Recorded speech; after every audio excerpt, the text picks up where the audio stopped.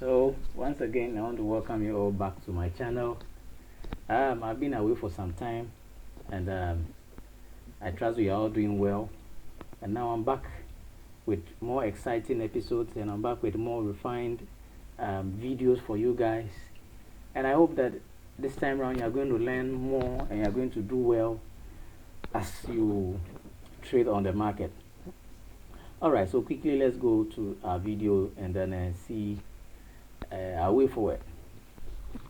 Alright, so the last Thursday I posted a video showing you an entry that you were supposed to take on the market, a very refined entry. I posted that you should take that entry, and it was a video I posted that everybody could have taken the entry if you were someone who has already subscribed to my channel.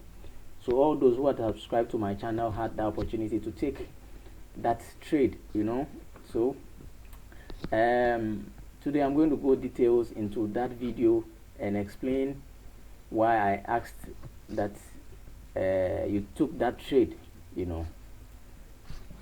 So quickly, let's go to the channel, forget about whatever is happening on the chat now, and then focus on what I'm here to explain to you. All right, so the last time there was a trade, and the reason why I entered that trade and I told you to take that trade was very simple, because there was liquidity resting somewhere along the market, and I knew that price was actually going to take that liquidity. So now let's go on the bigger time frame. What did I see and why did I ask that trade should be taken? Okay, so on the bigger time frame, price was actually doing something here.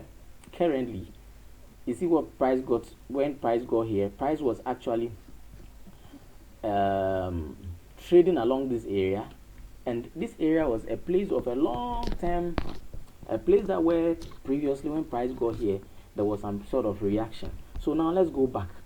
So in our concept, we always look at a few things, okay, and some of the things we look at are higher time frame PD arrays. So for you to be clear today, all the things that I'm teaching or I'm going through with you are things that are being taught by my mentor ICT. Okay, so let's go to the higher time frame previous price action around where price is currently trading. One of the main driving force on the market is price. Okay, it is not indicators. Indicators will not tell you where price is going to go or what price is going to do. Okay, our main focus is price. All right, so beautiful. Now, why did I say on a long term something is happening on a long term, whatever, blah blah blah? So on the long term, we have a bullish candle, a bearish candle here, which serves as an order block. Why am I not saying this is the order block? This is the order block because it has volume. Okay, you consider the bigger beefy candles, that is what has volume. Price is trading along or around this area. All right, this is where we have this order block, a daily order block candle here. So I can put my chart here, sorry, my lines here, and then let me put an extension of lines to show you, indicate to you the opening. Sorry, rather this is the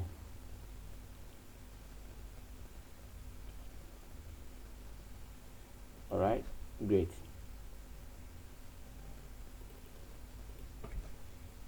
So this line is showing us where the body of the candle is. Okay, where we have executed the trade, this is where the body of the candle is actually residing. All right, so this is the candle that we are considering as an order block. So on a long term, price had gone somewhere into the sky and traded back into this area. Naturally or necessarily, what do we expect? We expect for price to react when it gets to this level. Another important reason why price should react is that when you look at this candle here, there's a wick, there's a low here, there's a long-term low here that price had taken down. As price took down this low and traded into this order block, we expect price to react. Okay, so price has traded down into this order block and traded below this low. So we're expecting price to react. And what is the normal reaction? Normally, the retail mindset or the people who trade with indicators will tell you that when price breaks below this low, they call it, or when price gets to this level or this price level, okay, the low of this price action here, or the low of this candle here, which is 2910, they expect that when price gets to 2910, 2,910, price should bounce back. If price doesn't bounce back and it breaks below this candle, then they prepare for a sell. So now price has broken below this low, which was acting as their support level. Now the retail mindset says that sell. So all the retailers have their sell orders in place. But the market maker says that liquidity is resting below this. And where is the liquidity coming from? The liquidity is coming from the retailers who say that, oh, at this point when market break below this, it's going to be a resistance level here, so they are going to sell. So now the market maker says that, okay, if they sell, we buy against them. And what happens? Price has traded into an order block. So for those of you who are new to my channel and you don't understand order blocks and the liquidity, whatever I'm mentioning, you can go to my previous videos. You'll find all videos on the various items I'm mentioning, which will make your understanding more fruitful here. All right. So price has done this, and then there's liquidity resting below it. It has traded into an order block. It has traded into an order block. And this is a daily candle. It's a daily order block. And what do you think? And there is, sorry to say, there is also liquidity gap just below this candle. So there is this gap here, you see. But because we had a bullish candle which had already wicked towards this direction, this gap doesn't necessarily become a void, okay. But however, let me show you something here. You see, so we could necessarily see that there is this liquidity gap here, which price had traded into this liquidity gap, just into the main threshold of the liquidity gap. So we expect that if price doesn't close in on fully on the in the gap, it has to reverse midway. All right, this is not a discussion for the day, but then let me just something that I just brought up for you to understand something. But now let's consider the order block as our point of entry. Okay, so price has traded into an order block. Now when price trade into an order block, which is a higher time frame order block, then what happens on the smaller time frame? What do we do? How do we take trade? How do we execute our trade? So what we do is that we go down to our smaller time frame and we look at the various setups that we have on a smaller time frame, and based on the setup we have on our smaller time frame, we execute a trade. So perfectly, I want to go down to, this is a 4-hour time frame. So 4-hour time frame, can you see that price was trading from a high, came to a low, traded this high, and then this low, and then it traded this high. So necessarily price had taken down this structure. Number two thing that I want you to know, first of all, I talked about the higher time frame order block, and the second thing that I want you to know here is structures. So when you're looking for a nice trade setup such as the one that I'm trying to explain here, we should look out for structures. Okay, look out for structures, market structures. All right, and then we have market moving towards this direction and breaking the high we have in here. All right, market has broken the high here. All right, so the structure has shifted. Then what happens when structure shifts? We have to retrace back into our origin, or trace back into the area of liquidity and take liquidity from below and run up and take profits, and then we find our way into any area of whatever. Ignore whatever is happening on the chart because it's not really relevant. All right, okay, great. So if we see that this has structure broken, then we can find an entry. We find our chart and find an entry. But this is not basically what I even posted. So let me go down to my smaller time frame. For some of you who like intraday trading and who like to take trades daily, now let me go down to smaller time frame. All right. So on the smaller time frame, probably 15 minutes time frame. It was the trade I took was on a 5-minute time frame. Okay. So now let me go to where I executed the trade, and I asked you to execute the trade and look at how much profit you could have made if you had taken that trade. All right, good. So this was the area where I asked that you could take or execute a trade. When I posted the video, you can go back to refer to the video. I'll post the link below this for you to go back and refer, but it was just the previous video I posted.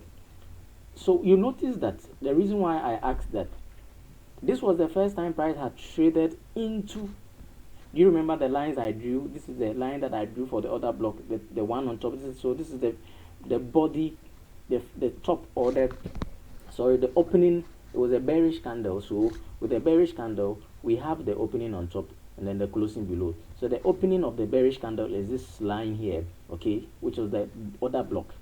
Price traded into it. So you don't just take a trade or execute a trade when price trades into an order block. You wait for the signatures. You wait for things to align into a perfect order before you execute. Price was trading in a bullish trend. So you have to wait for markets to reverse or see that there's a possible reversal or there's a structure shift before you execute a trade. So there was a structure shift. The market traded this way, came up this way, traded down, came up this way, and then it shot up this way.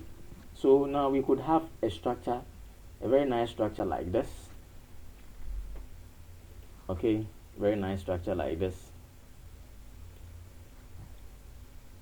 And then this way, price traded down. I could even just ignore this and then just go straight away this way. Perfectly, we have a shift in structure. Perfectly, you could see that this structure has been broken, which tells you that, okay, after the market delved deeper into the order block, it has shifted the structure. Quickly, what do? We wait for a retracement into a perfect area where we can take trade. And what is that perfect area? Nicely, let me show you here. Nicely, I even indicated on the chart that wait for price to retrace into this area, and when price retraces into this area, I gave explicit explanation. You can watch the video. I said when price trades into this area and it even runs into the mean threshold of this area, you can execute your trade. This was perfectly what I said. Explicitly, this is what I said. I said wait for price to retrace into the mean threshold and execute a trade. And where do you exit and where do you put your stop? So I said you can take profit here. So quickly, I told you that if you take your trade here, you can take profit.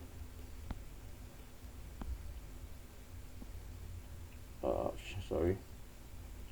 I told you that you could take profit here. I told you that you could take your profit here, or either way, put your stop loss either here or below this low. Now, excellently, price retraced into that area and closed in. Why did I say price was going to retrace? Can you see the liquidity void here? Can you see the gap here? Liquidity gap here? Can you see the gap? Price gapped, and you could see the run with which it rallied up. So all this area, you could see the buy side imbalance and the sell side inefficiency. All right.